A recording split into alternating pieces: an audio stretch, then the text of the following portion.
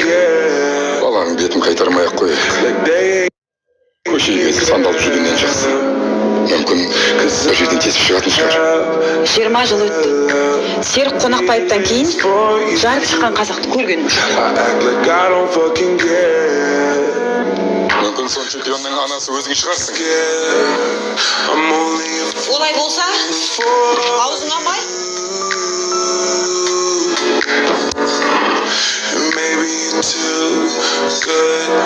Жанама жанбай ма? телефон. Аша, тез. Алло. Иә.